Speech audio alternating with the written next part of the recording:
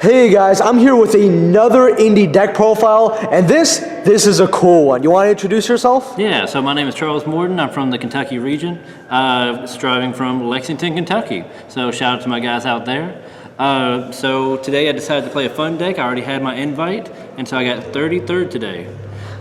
We call that 32 and a half where I come from. And what were you playing? I was playing Snake Eyes. Snake Eyes. All right. Well, let's get into this deck profile. Remember to smash that like button, subscribe, and we're going to get right into this. All right. So show us the sauce.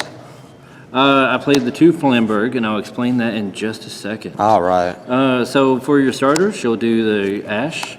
I do 3 Ash. Ash will actually search any fire level 1, as a lot of people are finding out for Fire Kings right now.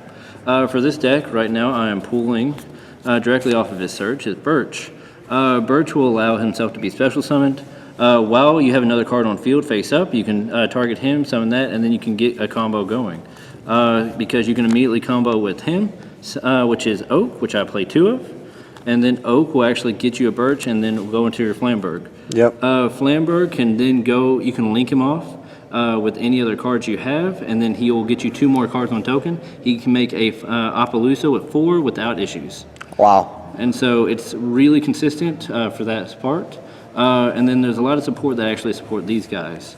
So these are my ratios, 3, 2, and 1, because he's a search, he's a pull from graveyard, and he is a quick effect during your opponent's turn if you want to bring him back out or a card that they had. All right, and you won't change the ratios, right? You think they're good? I think the ratios are good right here because I saw it enough and it was pretty consistent. If anything, I'll wait for the new card to come out that comes out in the next set. Yeah. That'll give me a little bit more engine, a little bit more support. But for this build right here, I like this ratio. That's awesome. And so to support the Snake Eyes, you have the Diabell Stars. I'll play 2 of these. I know a lot of engines only play 1. I think 2 is very consistent, especially with the rest of the deck, and I'll get to that in a second. Diabell Star will set your Snake Eyes Sinful Spoils. Your Sinful Spoils can start your package here. And if you are running low on resources for next turn, keep it in graveyard instead of using the Wanteds. If you keep it in graveyard, this card can search back and place back Flamberg, and it'll allow you to search for your tuner. All right. Or your main guy. And then Wanted can actually bring that back from banishment, so it's a +2. Okay. And so, Wanted gets my Diabell Stars and get that extra draw power. So that is the basis of the Snake Eyes. But I do have one more little spicy tech that I like to do because it'll add an extra negate in the game. And so I usually end board with her and then this in the back row because she can also search this if you already have that in hand. If you search this, you can send her and it's a target negate for any card, monster or trap or spell. Oh, wow. And so it just, the cost is sending her. And then you can trigger, if you have him, to trigger him to target that, and then you send them both to make him. All right. And so there's a circle. So Diabell Star, and that's the Snake Eyes package. All right. So that's the core of the deck. The deck is also topped with the Horus engine. The Horus engine goes hand in hand because this guy can pitch your Snake Eyes Flamberg. Flamberg will summon 2 on the pitch. And so then you have 2 to start. That's strong. I play 1 of each. It's a little rough. I think I will keep it because it allows consistency. This deck allows me to keep drawing, and I'll get to the draw power, not with just the Wanteds and not with just the posters, but there are also other generic support that allows me to draw further. And so that means I can keep using that Sarcophagus once it's on field. I can also use Diabell Star to send these guys, because I don't really want them, and I want her. Yeah. Which is why 2 is a must. I actually play 3 Sark, because drawing this card is amazing. If you top deck the card and you have the recovery from graveyard, you now have a complete board. And so it can usually play through most. I actually play 1 of the trap cards because it triggers off my Snake Eyes. It triggers off of the Horus. So if I send this card with Diabell Star, it'll set itself. Okay. And so it's a +1 on board. If I set it, if I send it with an Ash, it's a +1 on board. And so the Snake Eyes pretty much combo pretty well with them. Now we're going to the generic support for them. I play the 3 Fenrir because he gives me a body on board if I just want to use someone besides the Snake Eyes engine to make my other Snake Eyes. Why Fenrir searches himself, I will never know. Man, it's great for this because it's more discard fodder. Yep. And so, because if you want to run this Horus engine, you run 3 of these, you're great. I actually run 3 Ash for interruption, and she's a fire, and that matters a lot later on. Yeah. She's also a tuner. She's actually saved me in a game with Shifter because I just these two for Baron, and it allows me to set up a smaller board. The deck does have a little bit of issue playing into Shifter, but it can set up a small 2 negates usually. Okay.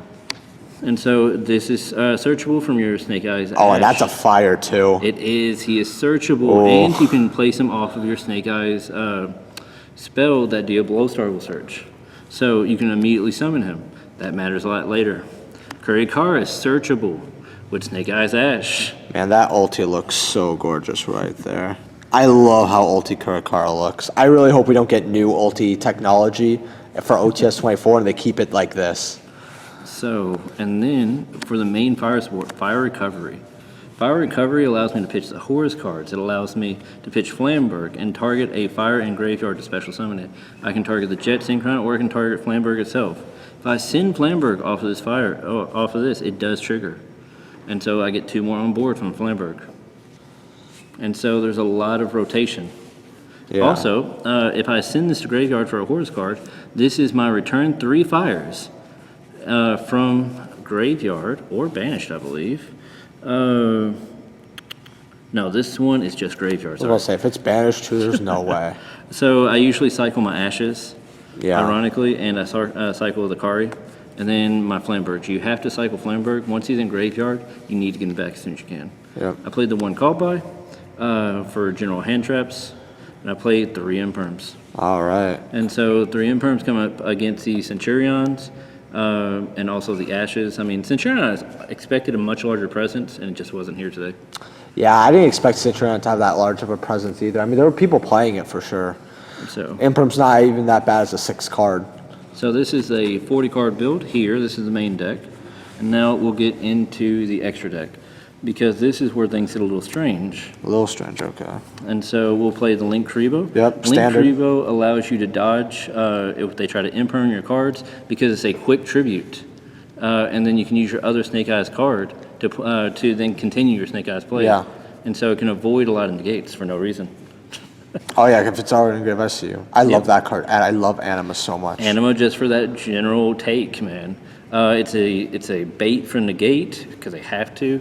And it's just a really good general removal if they place it in the column. All right. So you got the single SP. Standard. Because, yeah, you can't really go wrong with SP because she's a good removal and general interruption. Although I honestly did not make her as much today as I thought.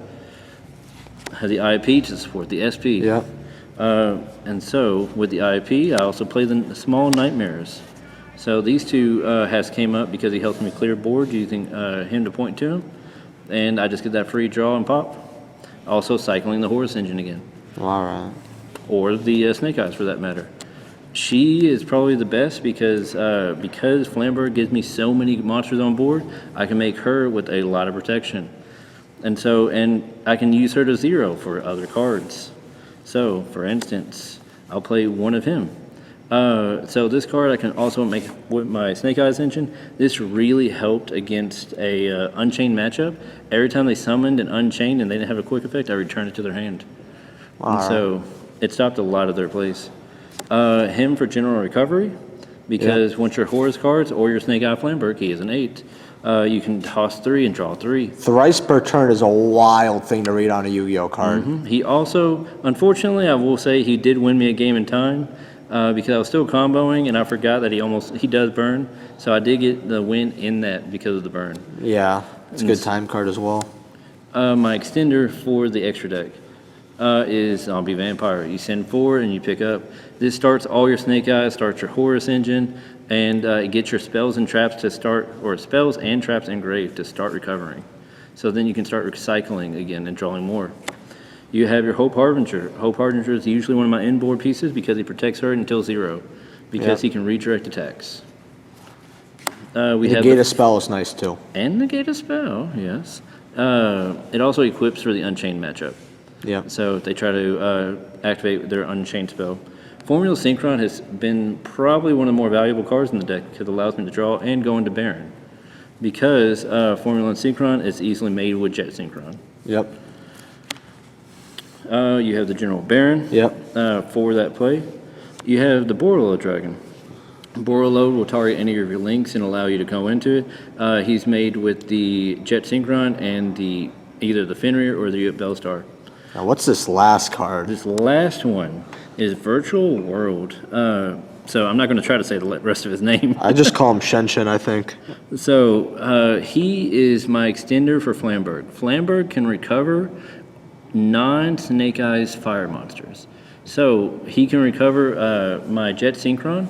So Jet Synchron comes directly back and I make the Baron off of him. Or if I'm trying to recover because they shipped from me previous turn and I had to play through, I can actually put my Horus cards back from removed from play into my graveyard and use them some more. Yeah. And so you have the general recovery. And you wouldn't cut anything from the extra deck? Everything was all good? I think everything performed very well today, and at the given time, I wouldn't have any alterations. There was consideration for running the Photon, I think it's number 90. Yeah. There was consideration for him, but I really like the current setup for this. Yeah. Because I have recursion, I have interruption, and I have extension. Plus, he's got the reprint so soon, and he's like $80 because, hey, people need to play him now. He is. 90 is 90, roughly. Yeah, 90 was 90. So that is my general extra. When the number cards get too out of control. True. So now for the side deck. Yeah. So I run the 2 Tikaboo. This is for any very archetype specific, such as Slenderies. And so it just helps with the deck. The only time the deck copies itself is with the basics of the baby Snake Eyes. And even then you can just send a face-up card to keep going because your main monster is a dragon. 3 Cosmics for general removal and interruption for Centurions. Yeah. And also it helped with the runic play today. This is for Tier and Unchained, and so it stops the activated effects in Graveyard. This really showed out against an Unchained player, and it just shuts off the deck completely. I feel like while it's a great card, a lot of people don't expect to really run into this. Yep. So when they do, even though there could be a turnaround, they end up just kind of brute forcing something and taking an L. Yep. So cool to see this card actually seeing play. This card is not a continuous spell. It just happens for 2 turns. So it just happens, and activated effects in Graveyard just don't work. So spells and traps. And so if you can mill off a zombie vampire and you're playing Tier, you're fine. Yep. Because none of their effects will activate. You pull from zombie vampire and you keep playing. Yep. I run the 2 Ghost Ogres. So this card is great against, let's see, Centurion. It's helped against, Runic Fountain? It did help against Runic today. And also it shut down the other Horus. Yeah. Because whenever they're trying to extend with their sarcophagus. Yeah. And so this one I like just for... oh, that's a blast from the past. Dinko Sekka. Dinko Sekka was actually really good for me today. And so I played against a Rescue Ace player, and I kind of shut him down immediately with this. He set 4. He set up a Baron Negate, and he had the one in hand to allow him, when I activate a monster on field, to special summon and keep going. I normal summoned Dinko Sekka for his 4 set. And then I activated the Horus cards in hand and engraved to keep summoning and pitch my entire hand swung for game. Oh, wow, that's crazy. So this card actually really is underrated. I always told people that at $1 to $3, this shuts down so much back row rules, especially if you don't need your normal summon as much. And this deck doesn't need its normal summon as badly. No. Exactly. So because you can get around it with the Bellstar, the Horus, the Snake Eyes, there's another engine. Lava Golem was not as much seen today as I would like, so I probably will remove him. Wow. But he is for general removal for like, because most boards end on 2 monsters nowadays, and so he'll take care of that. Generally, I like Lava Golem. He is one of the original prints. Yeah, you don't need your normal summon, so double Kaiju is double Kaiju. Yeah. And then the Nibs. So Nib came in very clutch today because of all the Kashtira. Yeah, there's a lot more Kashtira than people thought at Indy. It was crazy. So these guys put in a lot of work during my last match. I nibbed him for 2 Shingis and a Unicorn on field. And so he didn't have any recovery after that except for special summoning 1 Unicorn off of the spell card, the continue spell. Yeah, the fact that this deck's going to get better next set This deck will continue to get better. You have another Horus monster coming out, and you have the Snake Eye support coming out as well, with the Bonfire as well. Yep. So I see a lot of extra support, and so I'm excited to see what the deck has for the future. And this deck I've only tested with for roughly a few days, and so this was the first time I took it to an event. It was initially a fun deck, and it still is a fun deck. Wow. So, I mean, I'm impressed with this. I just like the Snake Eyes because they look cool. And I pulled the quarter century of the big guy, so I'm really happy. Do you have any closing remarks about this deck besides what you just said? Would you recommend the deck? I do recommend people try the deck because it vibes very well with Horus. Because your Snake Eyes with the spell cards allows you a lot of recovery and just free draws. All of the baby Snake Eyes either add to, they all actually add to hand except for the pink one. So green and blue.